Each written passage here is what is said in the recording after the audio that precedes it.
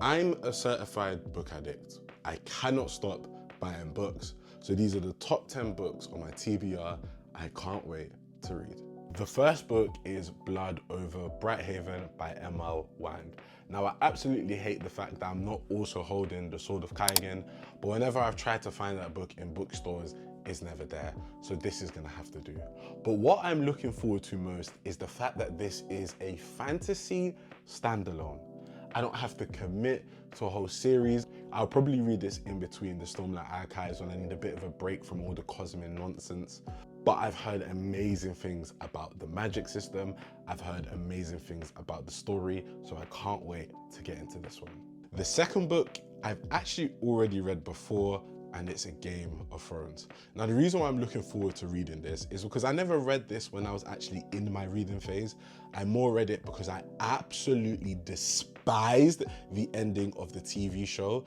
And I read the book kind of out of I need to know how this series ends. And then when I figured out that George R.R. Martin probably isn't gonna finish the series, I stopped reading it.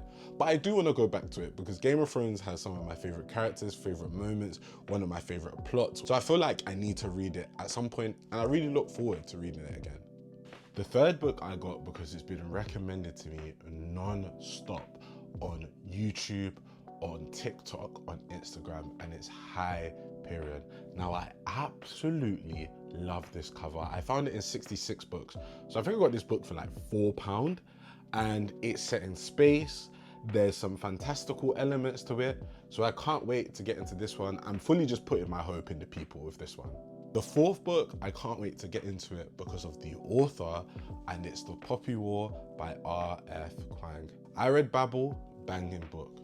Catabasis, absolutely loved it. So I cannot wait to get into her most fantastical book of the lot, The Poppy War. I've heard actually mixed reviews about this one, and the arguments I've heard against it are people who don't really like R.F. Kuang's style, but because I love her style, I think I'm really gonna love this one. Fifth book is technically a continuation of a series I've read, and it's The Hero of Olympus by Rick Riordan. Now, this is the book that's been recommended to me the most by the people that I know who read. People who have read the first Percy Jackson series tell me that this one is even better. And if you know, I absolutely love the first Percy Jackson series, so I cannot wait to get into this one. And in the sixth book, I don't know if I should say I'm looking forward to this one. I am, because I've loved the series so far. I'm not, because I know it's probably going to break my heart, and it's Iron Gold by Pierce Brown. I am really happy with the way Morningstar ended. In my head, I'm kind of living in this bliss that it ended at a point that was happy. That's the end of the story. But I know that it doesn't end like that. Pierce Brown himself is actually coming to the UK in October. And I really feel like if I'm gonna go to some of the events I'm hoping to go to, I need to have finished the book because chances are I'm gonna hear spoilers. So we will be finishing the rest of the Red Rising series fairly soon. The seventh book is because people rave about this author all the time, and it's John Gwain. When I released a TikTok video, and I'm gonna do a YouTube video version of it, of my top 10 favorite authors, the amount of people who said, how is John Gwain not in your top 10? How could you not include him? This is false, this is fake. It's because I haven't read any of his books yet. I haven't gotten around to it, and Malice is gonna be the first series that I read. I found this in 66 books. I think I got the whole series for about £10, which is an absolute steal. And this is Norse inspired, and I love Norse mythology, so I cannot wait to get into this.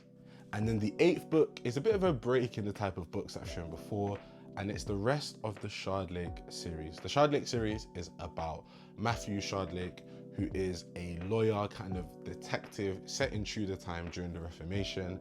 And it's a really interesting series. It's murder mystery I've never seen done before. I really enjoyed the first one. And the reason why I've probably not gone back into it is because I was reading Dissolution as a breakup to some of the other series that I was reading. And I've kind of stuck in those series, so I haven't come back to it just yet.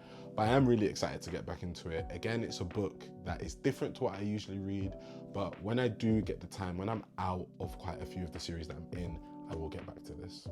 Number 9 is one that I'm hoping to finish quite soon because there's only 2 more books in the series, and it's the Orisha series, the Children of series. So I've already read Children of Blood and Bone. The movie's coming out in January, I think, and I absolutely love the first book.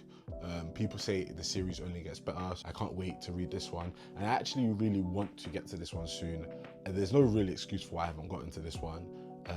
I probably just got distracted by other stuff. But yeah, this is gonna be one of the ones that I finish this year, 100%. And then lastly, it's the series that I'm currently probably most addicted to. It's the Stormlight Archives and it's Oathbringer. Those first 2 books in the Stormlight Archives are absolute bangers. If you are a fantasy fan, why you have not read the Stormlight Archives, I don't know. The books are girthy. I get that. I get that some people aren't into the girthy books.